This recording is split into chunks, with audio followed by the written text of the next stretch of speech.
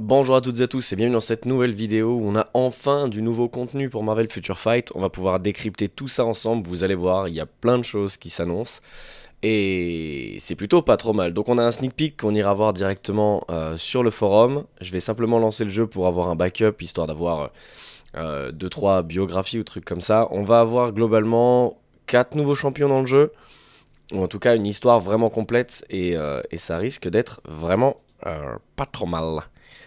Oui, oui, ça serait bien que ça arrête de ramer. Ouais, ok. Alors, globalement, je vais pas vous faire du coup toute la lecture. Euh, J'essaie de vous mettre la scène. Pourquoi ça veut pas? Là. Bien, impeccable. Donc, nous avons un nouveau sneak peek. Et ensuite, on a. Merde, qu'est-ce que j'ai fait? Et ensuite, on a du coup la biographie de pas mal de tous ces persos que personnellement je connaissais pas.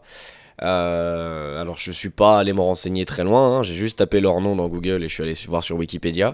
Et j'ai appris pas mal de choses et franchement ça fait un peu rêver. Donc ce que ça nous dit c'est que voilà, des mutants très puissants et des nouveaux héros se rassemblent pour se battre contre la reine qui peut altérer la réalité. Elle s'appelle la Reine des Gobelins, c'est un nom qui est éclaté en français, donc on va dire Goblin Queen, je pense, c'est mieux. Et donc voilà, bienvenue pour regarder le look et les compétences de ces nouveaux mutants avec des pouvoirs extraordinaires. Et on annoncera plus d'informations dans le patch. Donc globalement, on n'aura que ça. Un seul sneak peek. Mais on va le voir tout de suite. Il y a quand même pas mal de choses. Je vais se mettre la qualité. Tac, tac. Et lire en boucle. Voilà. Ah, moi j'aime bien, ouais.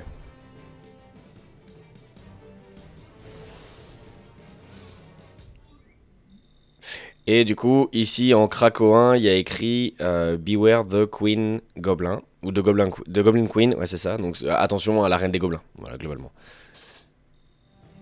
On va se le remettre une dernière fois, puis après on va se lancer dans les explications et dans qui sont tous ces persos. Normalement, il y en a un ou deux que vous devriez déjà avoir reconnus.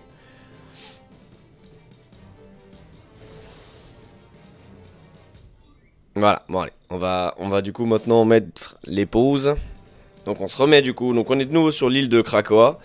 Donc Krakoa, c'est aussi l'île sur les uniformes Magneto et Magic. C'était un hiver à Krakoa, donc voilà, ils sont restés un peu dans le thème. Et là, du coup, on a notre nouvelle équipe de X-Men, on va dire, même si c'est pas vraiment ça, qui est composée du coup de Havok, qui est le frère de Scott Summers, donc de Cyclope. On a Exodus, qui est un super vilain français, et on s'attardera sur son histoire. Et ensuite, on a Rachel et Hope Summers, qui sont... euh, alors, pour Rachel, c'est la fille, je crois, de Jean Grey et de Scott. On va aller regarder ça dans le jeu, voir si sur sa biographie on arrive à voir quelque chose. Je crois que c'est ça. Elle est explosion universelle. Là, Rachel Summers. Fille de Jean Grey et de Scott. Voilà, donc ça c'est elle. Et du coup, à côté, on a... merde, comment ça s'appelle? Hope Summers. Alors, elle, j'ai un peu plus de mal à trouver un lien de paternité réel avec la famille des Summers. Tout ce que je sais, c'est que ça se passe dans le futur par rapport à notre ère, du coup. Qu'elle est, du coup, le premier enfant né après le carnage qu'il y a eu, puisque les mutants ont été plus ou moins exterminés dans un arc de comics. Et c'est le premier enfant mutant qui naît après cette purification, on va dire, et elle est recueillie par Nathan Summers, donc par Cable, et donc je pense que c'est pour ça qu'elle prend son nom, mais j'ai pas réussi à trouver vraiment de détails, à savoir que tous les persos de la mise à jour là, à part Avoc, je les connaissais pas du tout, donc je suis allé me renseigner, je vous dis un peu à l'arrache, je pense qu'on en apprendra plus avec la mise à jour, mais je trouve ça vachement intéressant de voir quels persos ils nous ont trouvé. Et du coup, en dernier, voilà, on a le petit côté les pouvoirs qui se chargent. Et en dernier, bah, comme je vous ai dit, je connaissais pas les persos. Donc moi j'ai vu ça ce matin et je me suis dit, un nouvel uniforme pour Jean Grey. Oh putain, encore, fait chier, fait chier, fait chier. Et après du coup je suis allé me renseigner. Et en fait du coup ce n'est pas Jean. C'est du coup c'est la reine des gobelins qui s'appelle Madeleine Prior. Euh, on va refaire du coup les biographies de personnages les uns après les autres. Et globalement, on a pas mal de choses à dire. Donc, Rachel Summers, on l'a déjà dans le jeu, donc ça sert pas à grand chose qu'on s'attarde dessus. Havok, vous avez pu le voir dans les films comme X-Men, le commencement. Et dans lequel autre est-ce qu'il apparaît?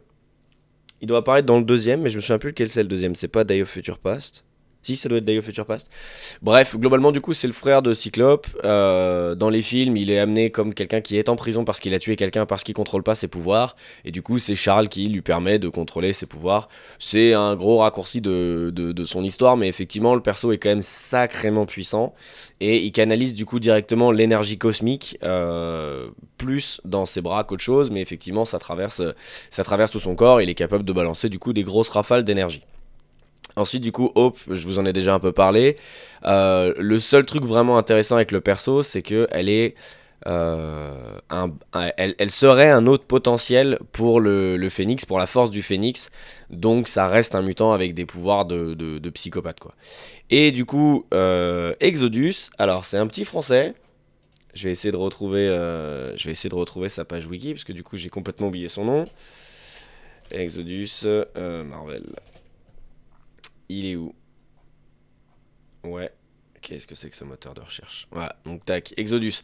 Alors du coup, il est né au XIIe siècle, il s'appelle Bennett du Paris, pardon. Et globalement, il était à la recherche des pyramides, tombeaux, trucs, machin. Et il est tombé sur Apocalypse qui a réveillé chez lui ses pouvoirs latents. Et il est considéré comme l'un des mutants les plus puissants ever. C'est-à-dire que chez les mutants, du coup, il y a une espèce d'échelle de puissance et il y a certains mutants qui ont la possibilité, comme Jean, comme Hope par exemple, d'avoir la force du Phénix. Mais le Phénix en soi, c'est une entité qui n'a pas grand-chose à voir avec les mutants. Mais c'est juste que dans les mutants, déjà, il y a une sorte d'échelle de pouvoir et visiblement, Exodus, même s'il n'est pas haute pour le Phénix, il est vraiment balèze, quoi. Donc c'est Apocalypse qui a réveillé ses pouvoirs. Donc moi je m'imaginais que on aurait pu avoir un Apocalypse tier 4 dans un prochain sneak peek, mais c'est le seul sneak peek qu'on aura pour cette mise à jour. Donc c'est un peu on va pas râler. Donc on a du coup Havok qui est tout neuf, Hope qui est toute neuve, on a Exodus qui est tout neuf, et enfin en dernier, et c'est là où l'histoire se complique un peu. Donc Madeleine Prior du coup. Voilà, on va laisser ce plan là parce qu'il est quand même pas mal classe. Madeleine Prior, c'est Jean Grey, mais en fait c'est pas Jean Grey. Vous n'êtes pas sans savoir que du coup dans l'univers Marvel, il y a pas mal de gens qui ont réussi à faire du clonage. On a ça chez Spider-Man, Ben Reilly typiquement, c'est un clone de Spider-Man. Et le roi du clonage, c'est vraiment Mr. Sinister, qu'on a déjà dans le jeu. Et en fait, il utilise Jean Grey pour faire un clone, donc elle, Madeleine Prior, qui naît du coup sans pouvoir, enfin qui est créé du coup sans pouvoir, et il implante en gros dans son esprit le souhait de se marier et d'avoir un enfant avec Scott, donc avec Cyclope, histoire d'avoir du coup un enfant avec les gènes latents de ces deux mutants et d'avoir un enfant complètement diabolique, contrôlé et avec des pouvoirs de fou. Et bon bah ça se passe pas très bien globalement. Je vous passe, il y a pas mal d'intrigues avec Loki notamment qui leur file un artefact pour qu'ils arrivent à guérir après un crash d'avion. Enfin bref, il leur donne des pouvoirs, notamment Cyclope arrive à ne plus utiliser de lunettes. Enfin il arrive à ouvrir les yeux sans avoir de laser, il les contrôle. Et du coup les pouvoirs de Madeleine se réveillent un peu. Elle finit du coup quand même par être enceinte et du coup par avoir un enfant qu'elle décide de sacrifier, donc d'assassiner, ce qui en fait c'est Cable, hein, leur môme, hein, et elle décide de le sacrifier devant Mr. Sinister pour s'adonner aux ténèbres. Imaginez Jean Grey avec les pouvoirs de la sorcière rouge. Voilà. Là du coup on est sur un être qui est un mutant cloné génétiquement, mais qui est qui utilise la magie en plus de ça. Donc de ce que j'ai compris, il y a deux démons principaux avec lesquels elle a passé des pactes. Il y en a un, elle a passé un pacte pour se venger de Cyclope, et l'autre c'est pour détruire Mr. Sinister ou un truc comme ça. Donc on est vraiment sur un perso de taré, quoi. Vous prenez les pouvoirs de Jean, et puis ben, vous les augmentez. Voilà, comme si Jean n'était déjà pas assez puissante, donc elle est télékinésiste, elle est télépathe, et en plus de ça, du coup, elle fait appel à la magie. Alors du coup, c'est pour ça que la traduction, je me connais pas encore assez sur le perso, ça me bloque un peu. Mais effectivement, pourquoi la reine des gobelins? Est-ce que c'est plus, est-ce que c'est pas à traduire littéralement et gobelins, c'est plus pour servir les différents démons en fait? Est-ce que c'est pas juste un autre nom pour dire les démons? Ça, du coup, faudra me laisser le temps de me renseigner un peu plus sur le perso. Depuis ce matin, j'ai déjà pas mal parcouru toutes leurs histoires et je sais même plus ce que je lis tellement j'en ai lu. Mais on est sur un perso un peu glauque quand même, hein. Il se passe pas mal de choses un peu trash dans sa vie et c'est pas mal. Donc ça annonce du très très gros. Comme on a du coup 4 persos d'un seul coup, l'hypothèse la plus probable, c'est une quête épique. Alors, une fois qu'on a dit ça, on n'a pas dit grand chose. Parce que la plupart des quêtes épiques, aujourd'hui, c'est pas 4 persos, c'est quand même beaucoup plus que ça. Mais rien ne nous empêche d'avoir. Alors, du coup, on va reprendre le jeu. Rien ne nous empêche d'avoir. Là, moi aussi, il faut que je reprenne le jeu. Comme sur d'anciennes quêtes épiques. Donc, admettons Madeline Prior ici. Là, des persos un peu génériques. Et là, on a Rachel, Hope, Avoc. Et puis du coup en dernier, Exodus. Et puis rajouter 3 personnages qui sont plus ou moins liés à l'histoire. Alors, ça serait fou, mais ça serait assez logique d'avoir Cyclope, d'avoir Cable. Et puis en dernier, après, voilà, choisir ce qu'ils veulent. Mais effectivement, ils sont tous les deux très liés à l'histoire de tout le monde, hein. Ils portent littéralement le nom Summers, hein. C'est eux à la base. Donc, ça pourrait être un peu intéressant. Ah oui, et du coup, dernière anecdote, elle finit par se séparer de Cyclope, et du coup, elle finit par épouser Avoc. Parce qu'en fait, elle est pas tout le temps méchante, il y a des fois où elle est gentille, et visiblement, après s'être tapé le grand frère, elle se tape le petit frère, et donc du coup, elle sort avec Avoc après, voilà. Pourquoi pas. Donc l'hypothèse en tout cas la plus probable ce serait d'avoir une quête épique basée sur ces personnages, à savoir, du coup il y a deux grandes inconnues globalement, enfin 3 grandes inconnues. Est-ce que c'est vraiment une quête épique? Quel personnage va être le personnage principal? Quel personnage va-t-on contrôler? Et quel personnage sera offert en récompense, on va dire, de progression de tous les autres personnages? Je sais pas trop, j'ai pas envie de faire de théorie parce que j'ai pas spécialement envie d'être déçu, mais j'avoue que j'adorerais que ici on ait Madeline Prior et que ça soit elle le natif tier 3 et que ça soit elle le personnage principal de cette future quête épique avec soit un nouveau perso qui est caché parce que typiquement je me rappelle plus du tout comment est-ce qu'ils avaient annoncé celle-ci de quête épique. Je me souviens de Ares, je me souviens du sneak peek pour Ares, mais je me souviens plus des autres. Ah, ah. De toute façon, je crois que tous les personnages n'étaient pas annoncés, donc on aura peut-être encore des découvertes. Est-ce que celle-ci, je me rappelle un peu plus? Non. Je me rappelle pas du tout comment est-ce que les quêtes épiques sont annoncées. Bah, la dernière quête épique, c'est celle-ci, et elle date de 2021. Ça date de la sortie du film, et le film, c'était, je crois, novembre 2021 en France, un truc comme ça. Donc, éternel. Ouais, c'est ça, 2021. Et est-ce que j'arrive à trouver une date un peu plus précise? Le 3 novembre en France, visiblement. Donc bon, effectivement, ça fait longtemps. Je me souviens plus exactement du coup des différents sneak peeks, mais j'aimerais bien avoir effectivement ce genre de délire là. Concentrer la quête épique sur un super vilain. Ça pourrait changer. Et puis, bon, les super vilains dans l'univers de Marvel, il y en a quand même qui sont très très très très classe. Et du coup, je voulais voir un truc avec vous, parce qu'effectivement, ça, j'ai pas eu le temps. Est-ce que dans la biographie de Cable, c'est noté que c'est le fils de clone? Fils de Cyclope et d'un clone de Jean Grey. Voilà, c'est ça. Donc c'était déjà noté dans la biographie de Cable. C'est du coup effectivement le fils de Cyclope et de Madeline Prior qui a été déjà tracé, mutant génétiquement modifié. Ouais.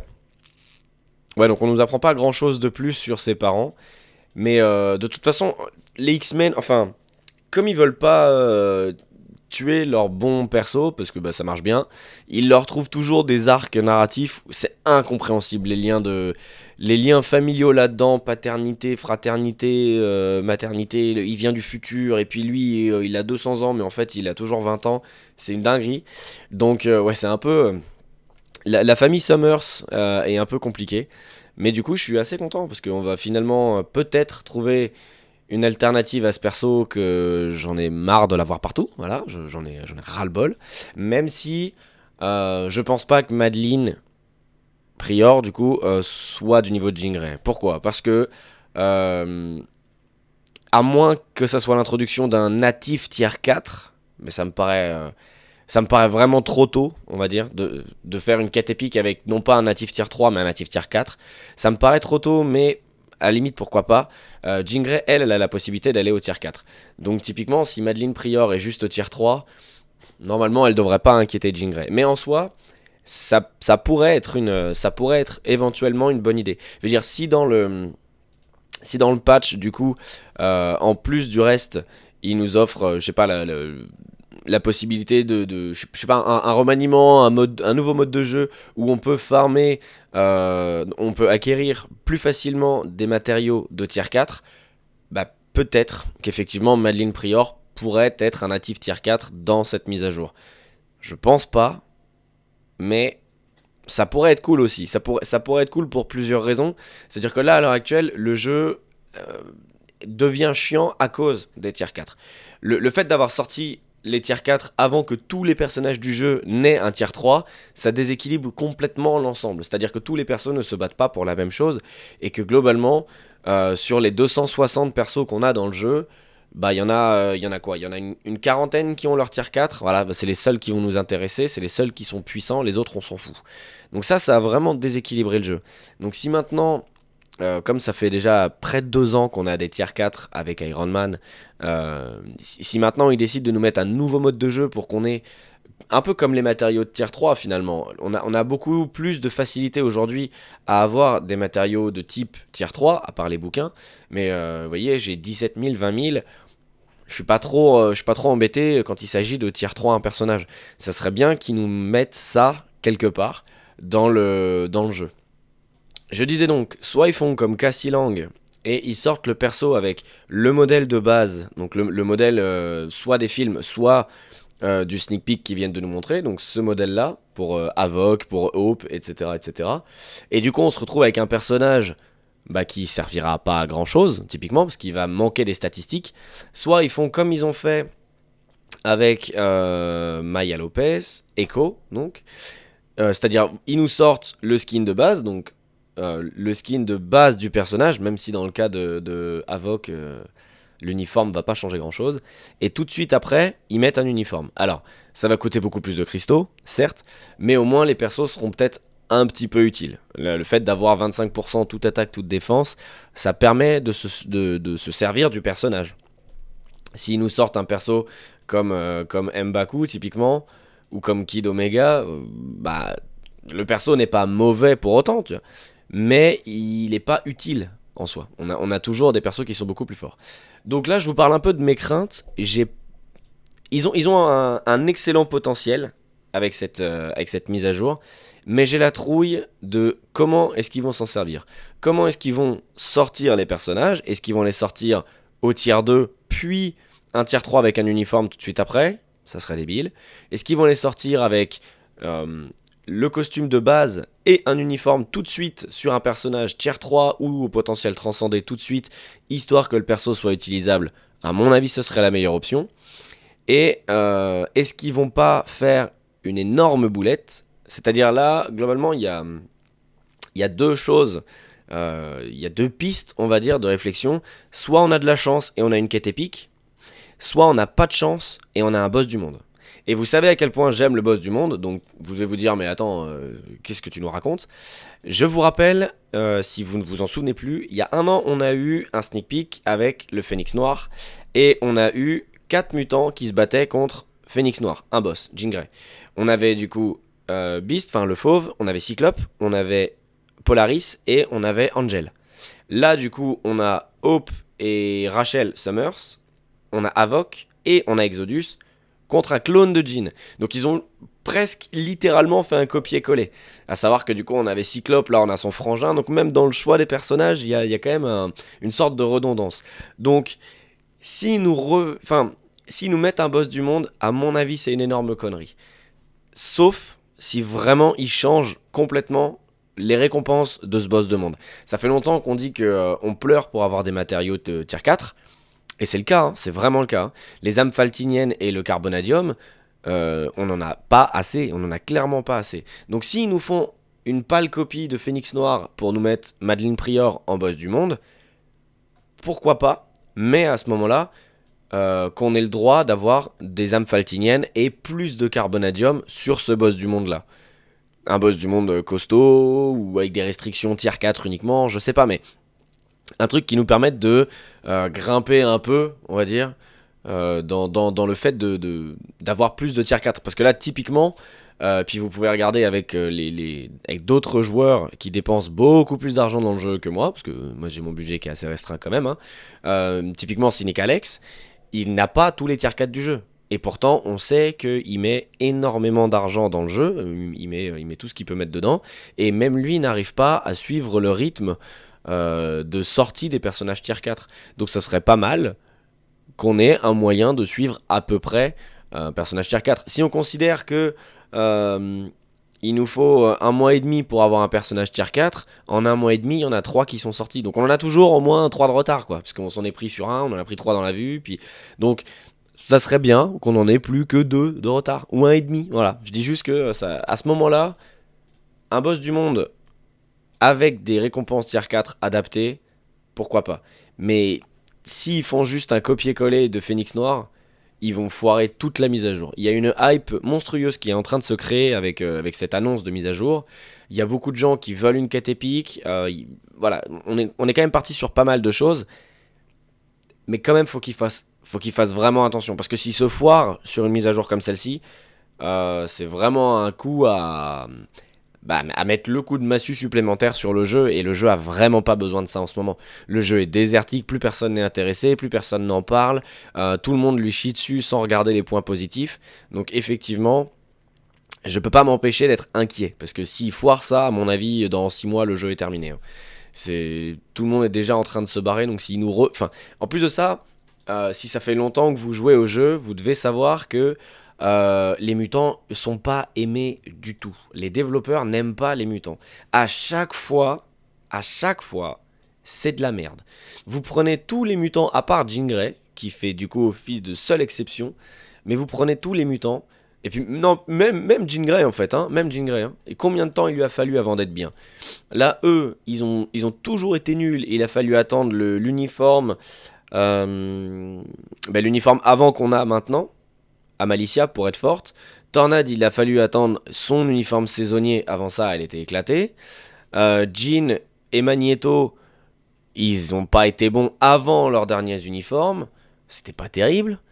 En ce qui concerne cette mise à jour-là, Strife, il a été très bon les 6 mois où il est sorti, puis après il a été remplacé. Deadpool, ça a toujours été un carnage. Psylocke, elle a été bonne 2 mois après la sortie de son uniforme gala de l'enfer là, et Cable vient seulement d'être bon. Bon, Colossus c'est insupportable, ça compte pas.